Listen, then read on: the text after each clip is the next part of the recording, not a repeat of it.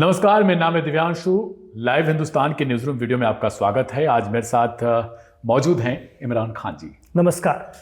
इस वक्त लगातार खबरों में आप इसराइल, हमास, गजा और हूती इन शब्दों की चर्चा लगातार सुन रहे होंगे। इनकी खबरों के बीच आप लगातार घूम रहे होंगे, लेकिन इनमें हूती जिस नाम का लगातार अभी तक जिक्र हो रहा था, यमन के वो फाइटर्स जो अपने आप को गाजा की लड़ाई, फिलिस्तीन के लोगों की लड़ाई लड़ने के लिए अभी तक लोगों से अपील कर रहे थे कि वो पीछे नहीं हटेंगे, लेकिन उनके साथ कुछ ऐसा हो गया, उनके देश में कुछ ऐसा हो गया जिसके बाद अब ये लड़ाई गजा, फिलिस्तीन के साथ साथ यमन की भी हो चुकी है। जी हां, बीते कुछ रोज पहले ही अभी आपने सुना होगा कि अंसारुल्लाह की जो टीम है, जो यमन के अभी फिलहाल जो सत्ता है वो हूतियों के पास है, और उनके प्रधानमंत्री के साथ कई कैबिनेट मंत्रियों की मौत इस्राएल के एक हमले में हो गई, जिसके बाद हूती अब सीधी जंग लड़ने लगे हैं। तो इस वक्त उनकी तरफ से एक अपील भी की गई है। उनकी तरफ से कुछ हाइपरसोनिक मिसाइल के साथ साथ ड्रोन हमले भी इस्राएल पर किए गए। हालांकि वो उस कदर अभी तक हानि नहीं पहुंचा पाई है, लेकिन उन्होंने एक साफ लफ्जों में चेतावनी दे डाली है कि वो पीछे हटने वाले नहीं हैं, जिस तरीके से अभी अरब वाले उनके साथ रिएक्ट कर रहे थे। तो सवाल ये उठता है कि उनकी तरफ से जब मुस्लिम एकजुटता की बात की जा रही है, अरब को कहीं ना कहीं सीधे तौर पर निशाने पर लिया जा रहा है, तो क्या अरब के देश अब, जबकि यमन में इस तरीके के घटनाक्रम हुए हैं, दूसरी तरफ गाजा में इतना दिनों से संघर्ष चल रहा है, तो क्या अरब देशों में थोड़ा बहुत भी झुकाव अब इसके बाद देखने को मिलेगा? देखिए दिव्यांशु, जो इस वक्त जंग अब शुरू हुई है इसराइल के यमन पर इस बड़े हमले के बाद, वो वाकई एक तरह की फैसलाकुन या निर्णायक लड़ाई हो सकती है, कही जा सकती है, आर पार की लड़ाई, जैसा कि हूती दावा कर रहे हैं। और ऐसा नहीं है कि वो इससे पहले पिछले 2 साल से वो लगातार यमन के जरिए इसराइल पर हमले करते रहे हैं। गजा के लिए, गजा में इसराइली आक्रामकता जिस तरह से बढ़ी थी 7 अक्टूबर 2023 के बाद से, उसको काउंटर करने के लिए वो लगातार हमले करते रहे। लेकिन इसराइल ने भी उन पर कई हमले किए, लेकिन इस बार जो हमला हुआ है जिसमें उनकी पूरी कैबिनेट को नुकसान पहुंचा है, प्राइम मिनिस्टर उनके मारे गए हैं, उसके बाद से वो बहुत भड़के हुए हैं, गुस्से में हैं, और इस वक्त भी लगातार वो हमले कर रहे हैं। इसराइली जहाज़ों पर अटैक कर रहे हैं, राजधानी तेल अवीव तक उनकी मिसाइलें जा रही हैं। ये अलग बात है कि इसराइल उन मिसाइलों को इंटरसेप्ट कर लेता है और कई मिसाइलों को नाकाम करने का दावा भी इसराइल की तरफ से किया जा रहा है। लेकिन इस बीच हूती भी अच्छी तरह से जानते हैं, जितना हम स्टडी कर पा रहे हैं, समझ पा रहे हैं, कि ये लड़ाई उनके अकेले की बस की बात नहीं है। यही वजह है कि पिछले 2-3 दिन से हम देख रहे हैं उनके जिस तरह के बयान आ रहे हैं उनके प्रवक्ताओं की तरफ से, और इस वक्त जो मौका भी है, ये रबीउल अव्वल का महीना चल रहा है इस्लामिक कैलेंडर के मुताबिक, और 12 रबीउल अव्वल जो कि प्रॉफिट मोहम्मद का जन्मदिन होता है, उससे पहले हूतियों का मुस्लिम वर्ल्ड को एक तरह की अपील है, एक पैगाम वो देने की कोशिश कर रहे हैं कि अब ये लड़ाई बिल्कुल निर्णायक हो चुकी है और इसमें आपका साथ लगेगा, क्योंकि ये लड़ाई अकेले इसराइल से लड़ना यमन के अकेले की बस की बात नहीं है गजा के लिए, और वो एक तरह से पैगाम देने की कोशिश कर रहे हैं। मैं देख रहा था अब्दुल मलिक अल हूती जो उनके चीफ हैं, उनके हवाले से जो उनके प्रवक्ता हैं यह सारी, वो बार बार कह रहे हैं कि ये लड़ाई अब मुस्लिम उम्मा और इसराइल के बीच की है, और प्रॉफिट मोहम्मद को चाहने वाले जो लोग हैं वो इस तरह से मानवता का नुकसान होते नहीं देख सकते, चुप नहीं रह सकते। जो प्रॉफिट मोहम्मद पर बिलीव करते हैं वो चुप रह ही नहीं सकते। इस तरह की बातें भी उनकी तरफ से कही जा रही हैं। तो ये अरब मुल्कों को और इस्लामिक वर्ल्ड को सीधा उनकी तरफ से एक संदेश है, पर इसका कितना असर होता है या नहीं वो तो वक्त बताएगा। लेकिन हाँ, वो बार बार कहीं ना कहीं ईद मिलादुन नबी से पहले इस तरह की बातें कहकर अपना संदेश, अपना नज़रिया साफ कर देना चाह रहे हैं अरब मुल्कों को कि अब वो कहीं ना कहीं पहल करें। बिल्कुल, लेकिन बीते कुछ रोज पहले ही हमने देखा था कि किस तरीके से हूतियों के द्वारा एक स्टेटमेंट दिया जाता है, और उस स्टेटमेंट में सबसे गंभीर विषय ये बात होती है कि उनके पास कुछ ऐसा शस्त्र अस्त्र, जो भी कहें आप, वो मौजूद है जिसके चलाने के बाद, जिसको इसराइल पर दागने के बाद उन्होंने कहा कि शायद उसके बारे में हमारे दोस्तों तक को नहीं पता होगा, उन्हें तक यकीन नहीं होगा कि हमने कुछ इस तरीके का रखा था। वो क्या ऐसी चीजें हो सकती हैं? बिल्कुल, हूतियों के जो हथियार के ज़ख़ीरे हैं वो उस पर ये आरोप भी लगता है, और ये पश्चिमी मीडिया भी दावा करता है कि वो सब ईरान के हथियार हैं या ईरान की टेक्नोलॉजी है जो यमन तक पहुंचती है। ये बात बार बार सामने आती रही है। तो उसमें से कुछ हथियार अब ऐसे हैं जो इस जंग में अब वो निकाल सकते हैं। और जैसा कि मैं आपसे पहले भी जिक्र कर रहा था कि मुस्लिम वर्ल्ड और अरब मुल्कों को ये एक तरह का संदेश देने की कोशिश है और यही प्रतीक और यही सिंबल वो इस्तेमाल करने की भी कोशिश करें। तो उनके हथियारों के भी जो नाम है इस वक्त जो अब वो निकालने जा रहे हैं, जैसे कि वो पैलेस्टाइन 2 मिसाइल से हमला कर रहे हैं जो फ़िलिस्तीन की आज़ादी का एक सिंबल है, जो अक्सा को रिप्रेजेंट करती है। इसके अलावा एक जुल्फ़िकार नाम की उनकी मिसाइल जो अभी हाल ही में उन्होंने इसराइल पर फिर मारी है, हालांकि इसराइल का दावा है कि उसे इंटरसेप्ट कर लिया गया। जुल्फ़िकार हज़रत अली की तलवार का नाम हुआ करता था। एक और हथियार का जिक्र आ रहा है, वो हूती बार बार दावा कर रहे हैं समद। समद एक ड्रोन है, उसकी एक पूरी उनके पास सीरीज है, समद 1 2 3 4। तो उनका ये दावा है कि अब वो समद 4 निकालने जा रहे हैं। समद काफ़ी निर्णायक सिद्ध हुए हैं इससे पहले भी इसराइल में हूतियों के हमलों के दौरान। ये वो ड्रोन है जो भारी तबाही करते हैं और एक तरह के आत्मघाती ड्रोन है। तो वो ये दावा कर रहे हैं कि हमने समद 4 अब अपने हथियारों के ज़ख़ीरे से निकाला है। और समद अपने आप में नाम ही वो है जो कहीं ना कहीं एक हिट करता है, ख़ासतौर से वो जो बताना चाह रहे हैं, जिस तरह के नाम वो अपने हथियारों के रखते हैं। समद कुरान में ये लफ्ज़ आता है जो कि अल्लाह के 99 नामों में से एक है। सूरह इखलास जो है कुरान में, उसमें जिक्र आता है कुल हुवल्लाहु अहद अल्लाहुस समद, मतलब ईश्वर जो निर्गुण निराकार है, जिससे सब मांगते हैं और वो किसी से नहीं मांगता, वो देने वाला है। तो समद एक उनकी सिफत है, एक नाम है ईश्वर का, खुदा का, अल्लाह का। तो समद ये ड्रोन उनका उन्होंने निकाला है। तो इस तरह से वो ये बार बार कहने की कोशिश कर रहे हैं कि ये जंग अब कहीं ना कहीं इस्लामिक वर्ल्ड और इसराइल के दरमियान है। और वो अरब मुल्कों को ये उल्हाना भी दे रहे हैं कि अब आप कब तक चुप बैठेंगे। अभी 12 वफात का वक्त आ रहा है, जैसा कि अभी हमने जिक्र किया। उससे पहले उनका बार बार ये कहना और इस तरह के सिंबल इस्तेमाल करना और अपने हथियारों के इस तरह के नामों के साथ बार बार सोशल मीडिया पर वीडियो और तस्वीरें डालना, पैगाम देना, वो बताता है कि कहीं ना कहीं उनकी लड़ाई में वो चाहते हैं कि अरब देश या मुस्लिम वर्ल्ड भी शामिल हो।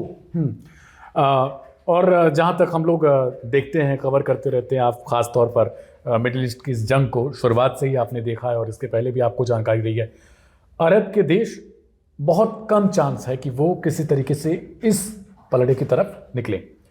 लेकिन इस बीच जो हमले हैं हूतियों की तरफ से, और दूसरी तरफ कई लोग हमसे ये सवाल, इवन हम लोगों के तमाम वीडियोस पर लोग पूछते हैं कि आखिर वो कौन सी चीज़ हो सकती है जिसके कारण हूतियों को शामिल होना पड़ा।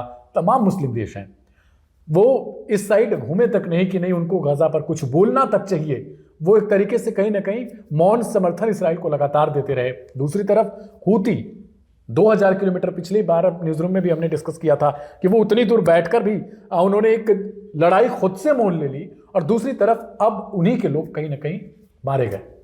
जी, तो जो आप कहना चाह रहे हैं कि कितना असर होगा अरब मुल्कों पर इस तरह की अपील का, इन प्रतीकों का इस्तेमाल करने के बावजूद, तो जितना हम समझ पा रहे हैं और लगातार हम मिडिल ईस्ट की खबरों पर नज़र बनाकर रखते हैं, और इससे पहले भी वहाँ की जो राजनीति रही है, जो सियासत रही है, उसको देखते हुए लगता नहीं है कि हूतियों की इस अपील का कोई बहुत ज़्यादा असर अरब मुल्कों पर पड़ेगा। ख़ास तौर से वो अरब मुल्क जो तेल की दौलत से माला माल हैं, जिनके पश्चिम के साथ बहुत अच्छे ताल्लुकात हैं, जो इसराइल के साथ समझौते कर चुके हैं, अब्राहम समझौते के तहत उससे जुड़ चुके हैं, कुछ आगे चलकर जुड़ने जा रहे हैं। अभी जब मिडिल ईस्ट के दौरे पर प्रेसिडेंट ट्रंप पहुंचे थे तो उन्होंने सऊदी अरब में बाकायदा ये बयान भी दिया था कि हम उम्मीद करते हैं कि सऊदी भी अब्राहम समझौते का हिस्सा बन जाएगा।